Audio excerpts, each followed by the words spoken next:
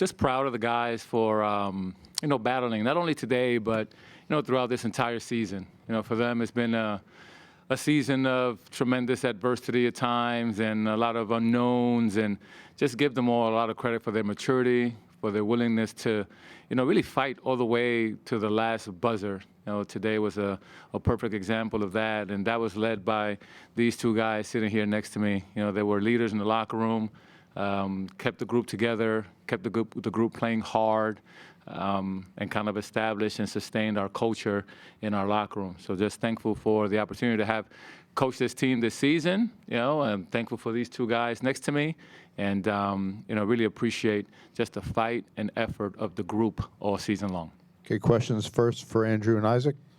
Hey, guys, can you take me back to the end of the first half where it felt like it was never going to end, the constant foul calls and times at the free-throw line, the changing of the time? Yeah, I thought there was some calls, toward the end of the half. I got my second one at the end of the half, but, we can't blame it on the refs at all. They're doing their job. They're not going to be perfect. It's going to be different every game, the refs, but, we just go out there and, try to defend as best we can without fouling. But, there was some fouls down toward the end that, I didn't agree with, but, they're not going to be perfect, like I said, so. Front row. Yeah, Isaac, late in the second half, all the three-pointers to keep you guys in the game. What was the mentality? And can you kind of describe those last 40 seconds or so where you hit a couple to trim the lead to 2? Yeah, I know. Just speaking for me and Rohde, we don't quit. We don't have any quit inside of us. We thought we had a chance to win, even when we were down 10 with, just a few minutes to go. So we were just going to keep fighting. We knew our season was on the line. We knew we wanted to win that game really bad. I saw a few go down, so I was just trying to hunt my shot. My teammates did a great job of finding me down the stretch as well. But yeah, we don't quit at all. So we were just trying to, do whatever we could to fight back. To our left. For the players, please. As Coach said, you faced a lot of adversity this season. It started with Coach Bennett's decision. How do you think you'll look back when you have a little time to reflect on this season? Yeah, Coach Sanchez said in the locker room afterwards, he hopes that we look back and remember this season, and he hopes that we were the closest team that we've ever been a part of. And I think that's true.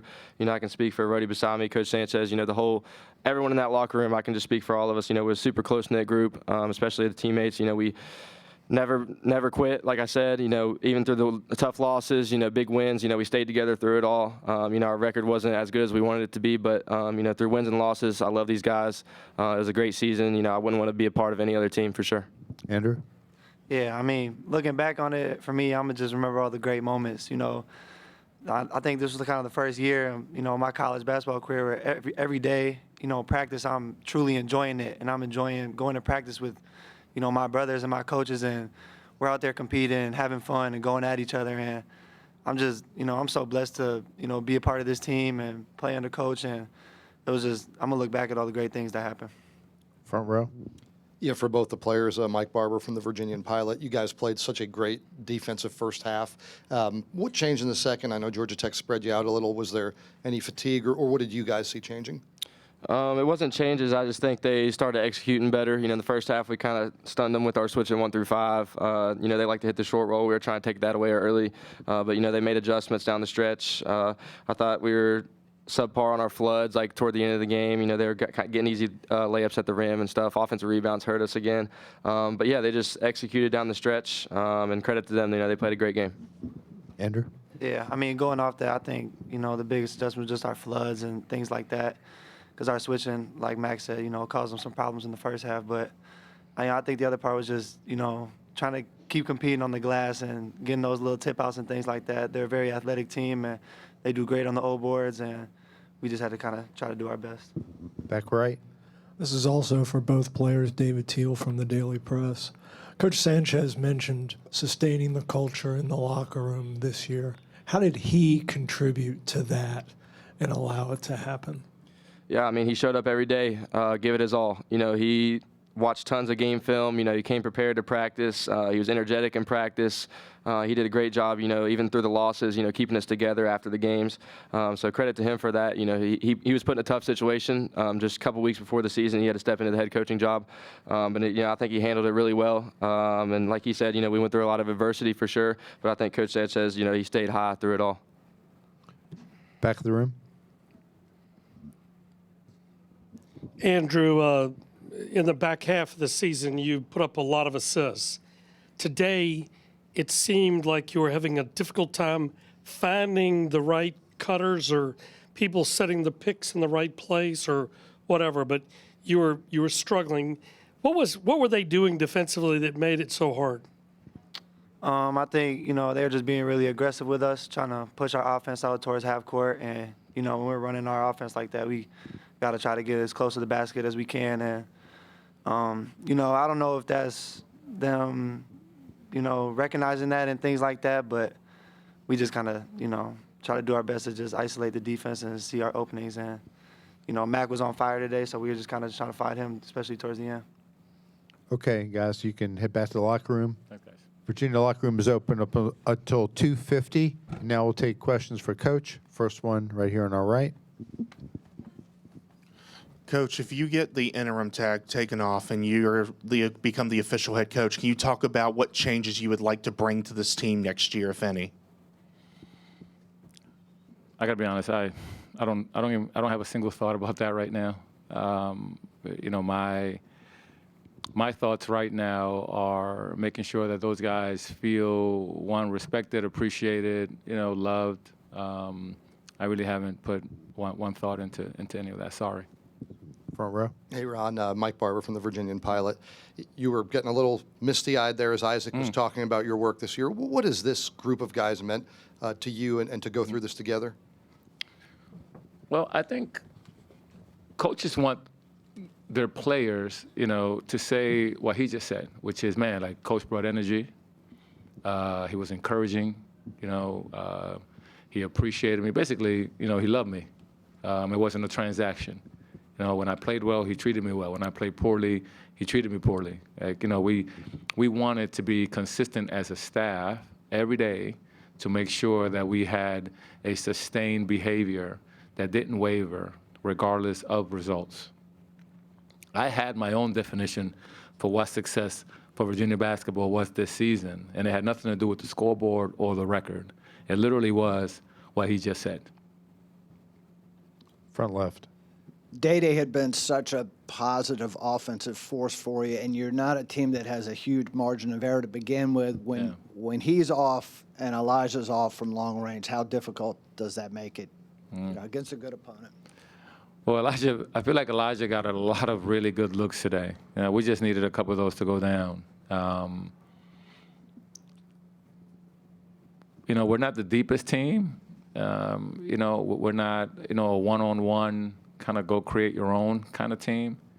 So when two of your starters don't produce, who are averaging close to double figures, it makes it hard. Our defense sustained us and kept us in there in the first half, which, has been something we've been growing on. So really proud of just the defensive effort in the first half. Lost it a little bit in the second half. We've been shooting the ball so well all season long, and Isaac is the only one that made shots today. We didn't have anybody else really, contribute to that end. Thank you for Tane, for knocking one down there. But we didn't shoot the ball well today, and it's when two of your starters that are close to your double-digit scorers, they have been scoring double figures the last 6 or 7 games, and struggled in the first half. But again, not because of effort. The one thing, we can deal with it because he was trying the best that he could. He played hard. He just didn't make shots. Back right. Ron, who or what sustained you through this season and allowed you to stay upbeat? I'm sure you had some moments maybe in private when you weren't as upbeat, but who or what pushed you? Oh, man. First of all, if you're not willing to go through hard things, you shouldn't do this.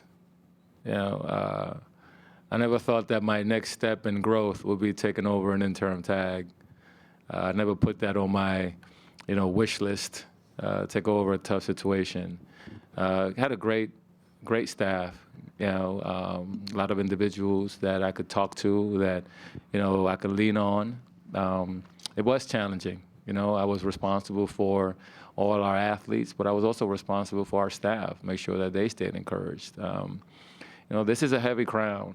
I'm fortunate that I had a chance to wear it prior to arriving here, and that experience gave me, the sustainability, the foundation to be able to navigate this. This wasn't new for me. I've been through hard times before, and I knew that the storm was going to pass. Nothing is forever. So, honestly, my faith helped me through it, but my staff did as well. Front row. Ron, Greg Medea from the Daily Progress. Just along those lines, the challenges up front of replacing Tony. What were the biggest things to wrap your arms around in those moments and as the season went along? Yeah, well, Tony's a massive figure, not only in Charlottesville, but in college basketball. And I was sitting in the back room with Kyle Guy, and I said, remember the last time you and I sat in this room, Kyle? It's the same room, and I was sitting in the back. It was, an NCAA tournament loss. And, how Tony has handled adversity, successes, all the things that he's done at the University of Virginia with the way that he's represented college basketball in this country has been phenomenal. Taking over someone like that, you better have some big shoes to fill that. And I never wanted to be Tony, not at all. I am who I am. I respect what he's built, and my desire was to do the best that I could, with this group. And if you ask me, do I feel like I did that? The answer is absolutely yes. Front row. Ron, then along those lines, and I know you said you don't really have thoughts yet on the future, but you feel like you did kind of what you set out to do. Yeah. Do you believe you deserve the opportunity to keep this position? Absolutely. I'm a good basketball coach. I am. I have confidence in that. I've been tutored by the right people. I have enough experience with me. Whatever job I get, I take, I'm going to do a good job. People can measure it with wins and losses, but there's so much more than the 30 games that you play. How you sustain a group, how you treat people, how you manage, what kind of leader are you, when things are hard. Anybody can do this. Anybody can do this when it's easy. It takes something different to navigate the ship in stormy waters, and I think that's what I'm most thankful for. Not the victories. Now, I'm thankful for the hard times that we had, because today I'm 10 times a better coach than I was on October 18th. Ron, in that regard, have you had the opportunity to sit with Carla and her advisors to make your case and present your vision for UVA basketball? Well, I believe that I've had 4 months to do that. I think that Carla and her advisors gave me the opportunity to interview every day, and my job now is done. My interview is over, and whatever they decide, will be what's best for the University of Virginia. And Ron is going to be very supportive of whatever Carla and her advisors decide. I love this place. I want it to be successful, and no matter what happens with their decision, Virginia has my respect, my love, and I will continue to appreciate this place for all that it's done for me throughout the years. Anyone else? Okay, thank you. Thank you, guys.